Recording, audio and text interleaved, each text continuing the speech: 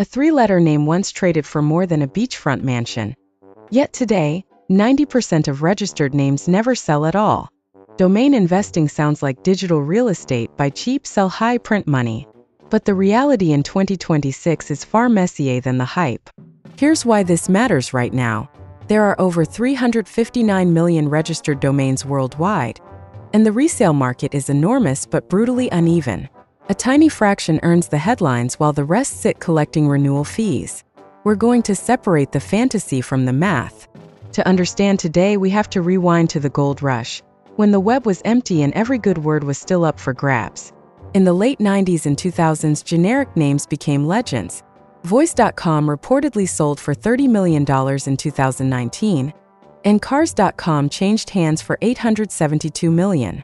Those numbers built the myth that any decent word was a lottery ticket. The problem is those days were a land grab that mostly ended. The best single words are long gone. What's left is scarcity dressed up as opportunity, and knowing the difference is everything. So where does the money actually flow today? The aftermarket is real but concentrated.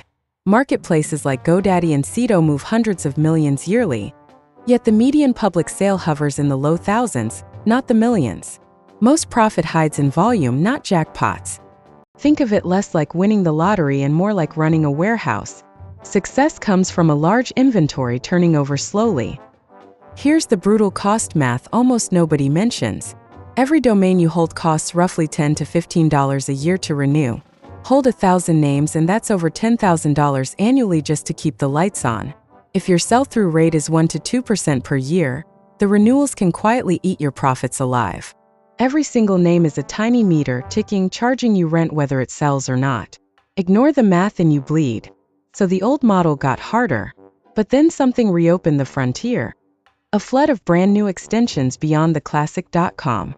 Since 2013, more than 1,000 new top-level domains launched, .io, .app, and hundreds more.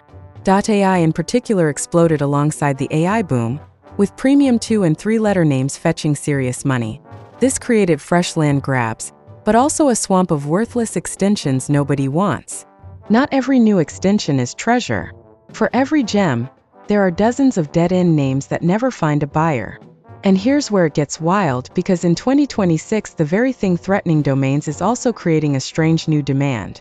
Artificial intelligence cuts both ways. On one side, AI tools can generate thousands of brandable name ideas instantly, flooding the market and crushing the value of clever wordplay. On the other, the AI industry itself is desperate for premium .ai domains, pushing some short names into six figures. It's a tug of war. Machines make names cheaper to invent, but the machine economy makes the best names cost more. Let's talk actual returns for a typical hobbyist. Most beginners lose money in their first 2 years, spending far more on registrations than they recover in sales. The ones who profit treat it as a real business: research, patience, and ruthless portfolio pruning. Casual buyers almost always underperform. Patience is the real currency here. Some names sit for 5 or 10 years before the right buyer ever appears. So what actually holds value in 2026? Short, pronounceable, brandable names still win. 1- and 2-word .coms tied to real industries stay in demand, and category-defining terms in emerging tech age well. Random keyword strings and obscure extensions are the quickest way to lose money. The winners aren't gamblers guessing words. They're patient collectors buying names businesses will genuinely need. There's also passive income beyond selling.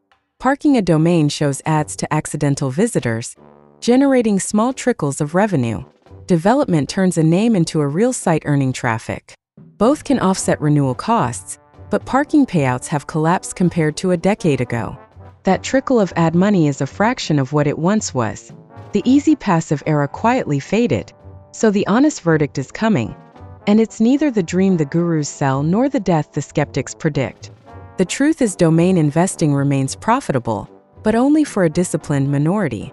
The barrier isn't buying names, it's holding the right ones long enough while cutting the losers fast. It has shifted from a lottery into a slow, skill-based business with real overhead and real research. If you want fast money, this isn't it. If you enjoy the hunt and can wait, opportunity still exists. Start tiny, learn the aftermarket data, and never buy a name you can't explain a buyer for. Before you spend a cent, learn to read comparable sales. Sites tracking historical prices reveal what real buyers paid, protecting you from wildly overpaying. The single biggest beginner mistake is guessing value instead of researching it. Data first, purchases second, always. The frontier isn't closed, it just rewards the careful over the greedy now. Domain investing in 2026 still pays, but only for the patient few who treat it like a business, not a jackpot.